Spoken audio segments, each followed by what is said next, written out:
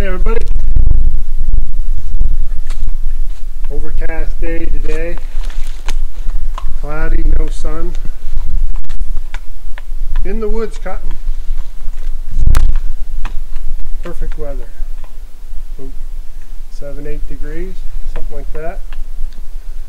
Anyway, I showed this piece quite a while ago, a couple videos back. I believe it was my silviculture, my silviculture video, and this is what's going on right now. So excuse me with my new camera. This is just a bunch of absolute junk that grew up to be nothing. And just wanted to show you a few. You're probably going to say, why are you cutting this? It's, you know, small. That stick there, that tree there, that fir tree there's, I don't know, probably 10 inches in the stump. But this is going on everywhere here in the province, and all around us, probably anywhere where there's balsam fir growing. This piece here, back in 1992, this road was put in this wood lot. And we took the hardwood out of this stand because it was just understory. I took the hardwood out. It was all mature hardwood, overstory hardwood, and it had all this undergrowth under it. So, which is what we're cutting today. And the sad part of it is, it's not very old and it needs cut already, which is pretty common now here in the province. Our global warming, warmer climate, they're saying is the blame for our balsam fir dying, you know, at a younger age, earlier age. The spruce is good through here, but there's only a couple. And for me to leave a couple of spruce standing in the wide open doesn't make sense. So this is going to be a little, well, I'm going to cut everything on it. There's nothing to be left. I did leave some hardwoods here out next to the road. They were just little hardwood that I thinned. This is an old push off the dozer made when they built the road. So this is what grew after 1992 when the road was put in. So I went through all this, I don't know, 5 years ago, just with a saw one day, burned a tank or two and cut the garbage out of it. And I got a lot of nice little hardwood coming, so those are going to stay. And they're right beside the road, so we're going to let them grow. They're only 6, 8 inches on the stump. They're just little fellas, so we're going to let them grow. But back to this softwood. It's thick. Like I say, it was silvicultured. Look in here. You can actually walk through. We're in 562 there, turning away.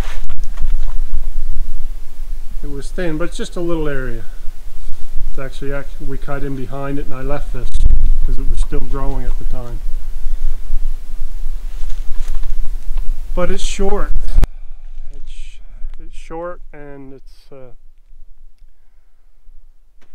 if I were to be a contractor and go in on a landowner, for me, cutting with a saw, harvester would be a different story. But even with a harvester, your volumes are very low here, and the quality is poor. So back when we thinned this, back when we cut the hardwood out first, let the softwood, release the softwood that was underneath, the understory, which is the stuff behind me now, the idea was to release the softwood back then, because it was just, you know, it was just little stuff like that. And then later on it got thinned, and this is what we have left, or this is a result of what we have. And it was a failed attempt to grow timber is basically what this was, and it happens. So what I'm doing is cutting the whole thing and getting rid of it. We're going to get rid of it, and we're going to let new growth start again, promote spruce to grow. Yeah, so it's just a little area, and it's pretty monotonous to cut. I must say it's going to be pretty monotonous to cut, but this is my therapy. This is what I love to do, so we're going to do it. And all the surrounding area over here more. I'll make some more shots here of the progress, but eventually there's going to be a camp built here, and I want to make this, I want to cut the softwood here now to promote growth again, to get some nice growth coming around my area where this is cleared off here. Looks like a little field, but it's not. This is the future camp spot. So the whole idea of me cutting this is to promote spruce and new growth to come. From the time I get a camp built, the time I can afford to get a camp built, build a camp, hopefully we have some softwood coming and some spruce. We're going to promote the spruce, like I said, thin it when it needs thinned, and the circle of life continues. We're going to cut this for new stuff to come, but it is absolute trash. You know, there's a dead top there. It's done growing.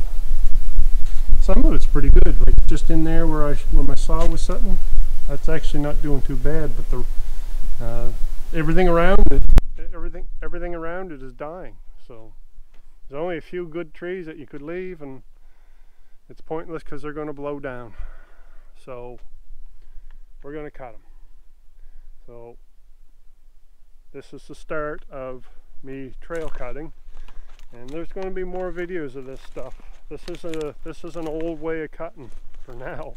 It used to be an old way of cutting when I was younger, but it's an old way of cutting for a porter, which we call trail cutting.